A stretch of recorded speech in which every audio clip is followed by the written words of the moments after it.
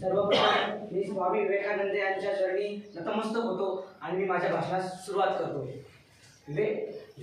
विज्ञानाच्या पंखांनी घ्यावी उंच भरारी, पण जपायला हवी माणुसकीची वारी. यंत्राच्या जगात हरू नये माणसाचा जिव्हाळा, कारण विवेकाविना विज्ञानाचा असतो मोठा वेळा. कारण विवेकाविना विज्ञानाचा असतो मोठा वेळा. आजचे युग हे माहितीचे नव्हे तर माहितीवर राज्य करणाऱ्या तंत्रज्ञानाचे आहे. मी स्पर्धा क्रमांक 8 आपल्या समोर एका ज्वलंत विषयावर माझे विचार मांडत आहे. कृत्रिम बुद्धिमत्तेची गरज आणि आव्हाने. आज हे कृत्रिम बुद्धिमत्ता 7 समुद्रापार जाऊन माणसाचे जगणे सुसह्य करत आहे. तासांचे काम मिनिटात तर मिनिटाचे काम सेकंदात पूर्ण करत आहे तंत्रज्ञान. पण मित्रांनो, जेव्हा याच तंत्रज्ञानाच्या मदतीने त्याच्या ताकदीच्या बळावर जेव्हा अस्त्रशस्त्रांची स्पर्धा सुरू होते आणि संपूर्ण जगाला विनाशाच्या उंबरठ्यावर उभे केले जाते, तेव्हा चिंतेचा प्रश्न निर्माण होतो.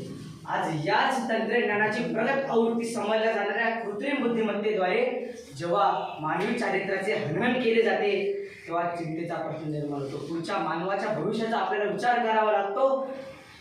कृत्रिम बुद्धिमत्ता म्हणजे मानवाने त्याचा शारीरिक आणि बौद्धिक कष्ट कमी करून आर्थिक संपन्नता मिळवण्यासाठी तयार केलेली यंत्रप्रणाली आहे.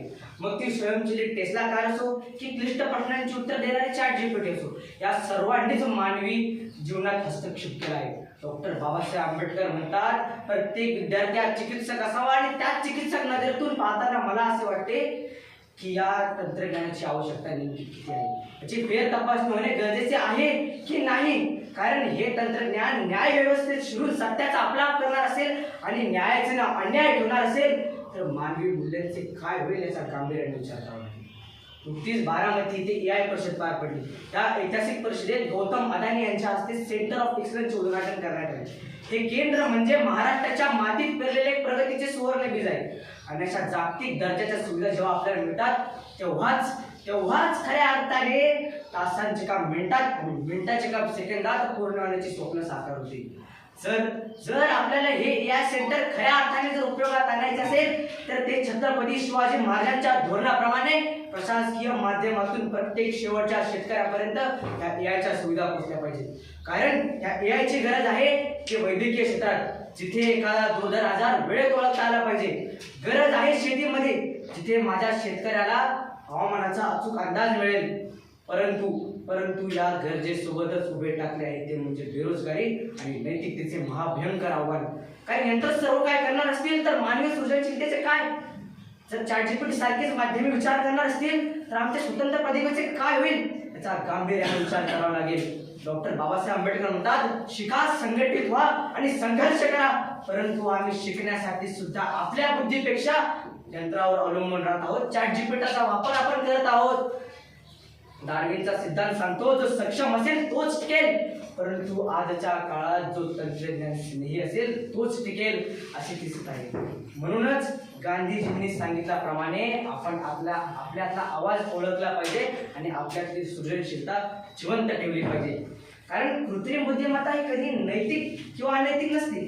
तिला राबवणारे हात नैतिक असणे आवश्यक आहे. कृत्रिम बुद्धिमत्ता हे आजकालच्या काळाची गरज बनलेली आहे. कारण का इथे बसलेला प्रत्येक विद्यार्थी हा कृत्रिम बुद्धिमत्तेचा वापर करत आहे. मित्रांनो, जर आपण मानवी मूल्ये, निसर्ग आणि नैतिकता या तिन्ही गोष्टींना एकत्रित करून जर आपण या विज्ञानाचा, या कृत्रिम बुद्धिमत्तेचा, या तंत्रज्ञानाचा जर आपण डोळसपणाने जर स्वीकार केला तर नक्कीच आपलं हे भविष्य उज्ज्वल ठरेल, यात किंचितही शंका नाही. कारण कृत्रिम बुद्धिमत्ता ही आजकालच्या काळाची गरज पडलेली आहे. काही ग्राफिक डिझाईन असो, लॅपटॉप बनवणे असो किंवा प्रत्येक गोष्टीमध्ये कोडिंगचा वापर केला जाते. ChatGPT सुद्धा गणितीय सूत्रांवर आधारित आहे आणि ती प्रत्येकाच्या गरजेची भाकर नाही आहे. म्हणूनच मित्रांनो, जाता जाता मला असं म्हणायचं आहे की तंत्रज्ञानाला दास बनवा, आपला मालक होऊ येऊ नका. माणूस म्हणून जन्माला आलो आहोत, यंत्र होऊन मरू नका. विज्ञानाच्या या शर्यतीत स्वतःचा विवेक करू नका, स्वतःचा माणूस करू नका. एवढेच बोलून माझे भाषण संपवितो. जय हिंद, जय महाराष्ट्र.